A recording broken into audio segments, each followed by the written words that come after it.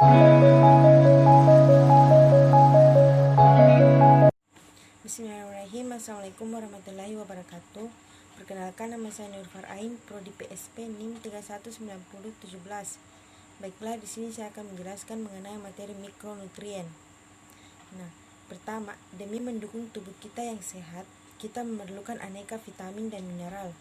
Aneka vitamin dan mineral yang menjadi nutrisi utama untuk tubuh ini kerap disebut mikronutrien. Vitamin diperlukan untuk produksi energi hingga mendukung fungsi kekebalan tubuh.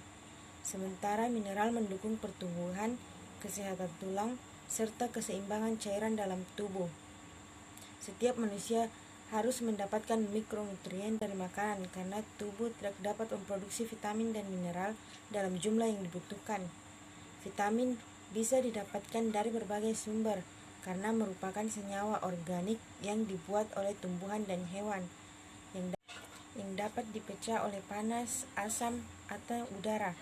Sedangkan mineral bersifat anorganik, bersumber dari tanah atau air yang tidak dapat dipecah. Perlu diketahui, kandungan mikronutrien dari setiap makanan berbeda. Jadi, kita diharuskan mengkonsumsi berbagai makanan untuk mendapatkan mikronutrien yang cukup. Jenis dan fungsi mikronutrien. Mikronutrien dapat dibagi menjadi 4 kategori, yaitu vitamin yang larut dalam air, kedua vitamin yang larut dalam lemak, makromineral, dan trace mineral. Yang pertama, vitamin yang larut dalam air. Vitamin ini tidak mudah disimpan dalam tubuh dan dikeluarkan dengan urin saat dikonsumsi berlebihan. Faktanya, setiap vitamin yang larut dalam air memiliki peran yang unik dan fungsinya saling terkait. Adapun fungsi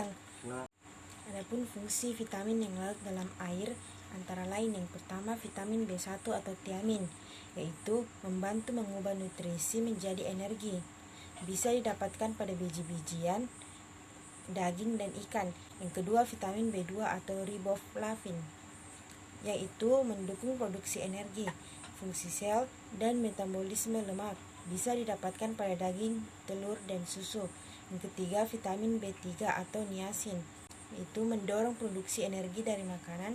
Bisa didapatkan pada daging, salmon, sayuran hijau, dan kacang-kacangan. Yang keempat, vitamin B5 atau asam pantotenat, itu diperlukan untuk sintesis asam lemak.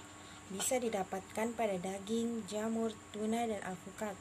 Yang kelima, vitamin B6, yaitu membantu tubuh melepaskan gula dari karbohidrat yang disimpan untuk energi dan membuat sel darah merah. Bisa didapatkan pada ikan, susu, wortel, dan kentang. Vitamin B7 atau biotin berperan dalam metabolisme asam lemak, asam amino, dan glukosa. Bisa didapatkan pada telur, almond, bayam, dan ubi. Vitamin B9 atau folat, itu mendukung pembelahan sel yang tepat. Bisa didapatkan pada daging sapi, hati, kacang hitam, bayam, asparagus. Vitamin B12 atau kobalamin, yaitu membantu pembentukan sel darah merah dan sistem saraf dan fungsi otak yang tepat.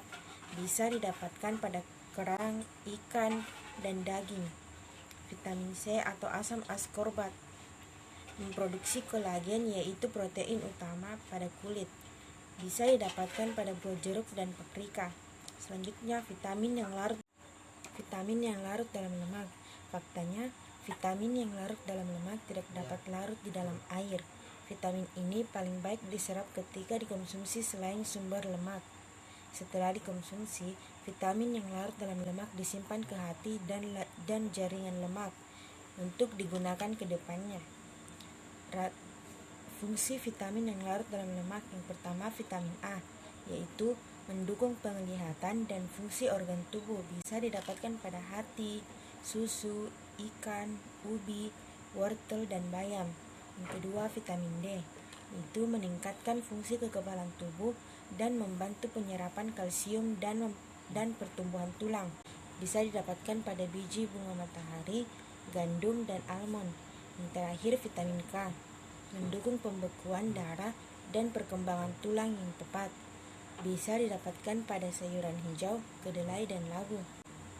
Sekian dari saya. Wassalamualaikum warahmatullahi wabarakatuh.